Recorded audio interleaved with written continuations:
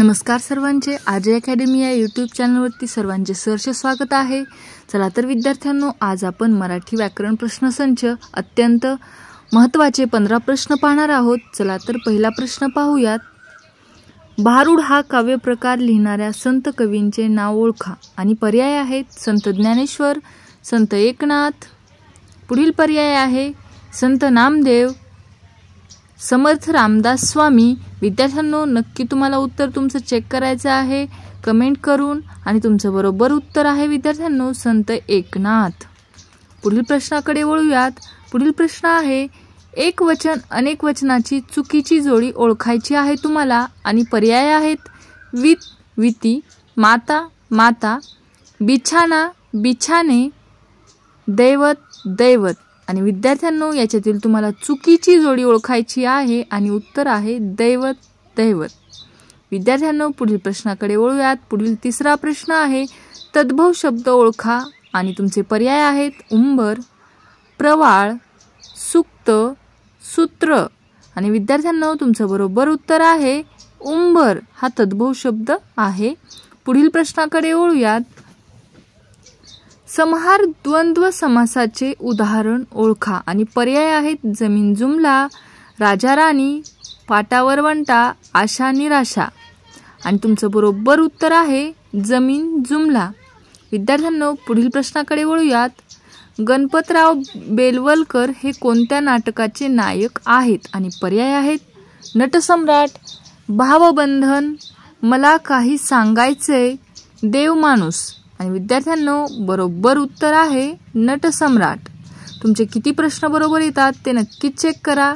पुढील प्रश्न आहे, तत्सम शब्द ओळखा आणि तुमचे पर्याय आहेत उंट, पुढील पर्याय आहे परिवर्तन, बडी, पळस। आणि विद्यार्थ्यांनो, तत्सम शब्द आहे परिवर्तन। तसेच आता पुढील प्रश्नाकडे वळूयात। पुढील प्रश्न आहे, कर्तृत्वान माणसांची नावेही कोणाच्या स्मरणात राहणार नाहीत, या वाक्याचा काळ ओळखायचा आहे, आणि तुमचे पर्याय आहेत पूर्णभूत काळ, अपूर्ण वर्तमान काळ, भविष्यकाळ, रीती भूतकाळ। आणि तुमचं बरोबर उत्तर आहे भविष्यकाळी वाक्य आहे हे। पुढील प्रश्नाकडे वळूयात। पुढील प्रश्न आहे, खालील पर्यायांपैकी स्वरांच्या प्रकारानुसार योग्य उत्तर लिहा आणि विजातीय स्वर ओळखायचे आहेत अ अधिक रू, ई अधिक ई, उ अधिक उ, अ अधिक आ। आणि तुमचं बरोबर उत्तर आहे विजातीय स्वर आहे अ अधिक रू। पुढील प्रश्नाकडे वळूयात। पुढील अक्षरांची ओळख सांगा। अक्षरे आहेत क्ष आणि ज्ञ, आणि तुमचे पर्याय आहेत अर्धस्वर, महाप्राण, जोडाक्षरे, स्वर।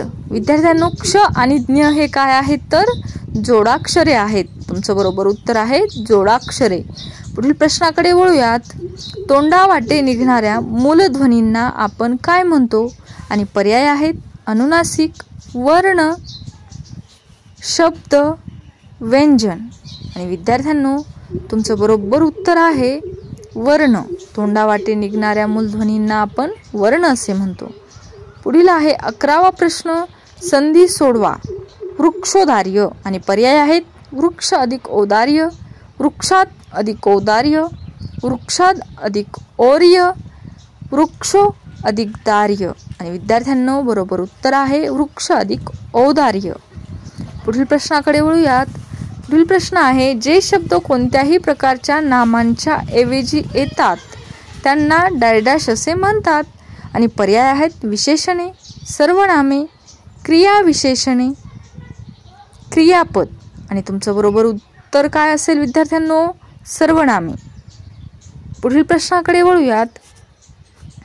पुढील शब्दातील उभयान्वयी अव्यय ओळखा, आणि तुमचे पर्याय आहेत त्याकरिता, फार, काल, अथवा। आणि विद्यार्थ्यांनो, उभयान्वयी अव्यय अथवा हे आहे। पुढील प्रश्नाकडे वळूयात। गोपी या शब्दाचे लिंग बदला, आणि तुमचे पर्याय आहेत गोप, गवळण, गोपी, गोपीन। आणि तुमचं बरोबर उत्तर काय असेल गोप। विद्यार्थ्यांनो, पुढील प्रश्न पाहूया। शेवटचा प्रश्न आहे, पुढीलपैकी अनेक वचनी शब्द कोणता, पर्याय आहेत पाखरू, अश्रू, पिसू, सासू. आणि विद्यार्थ्यांनो, तुमचं बरोबर उत्तर काय असेल तर अश्रू अनेकवचनी शब्द आहे.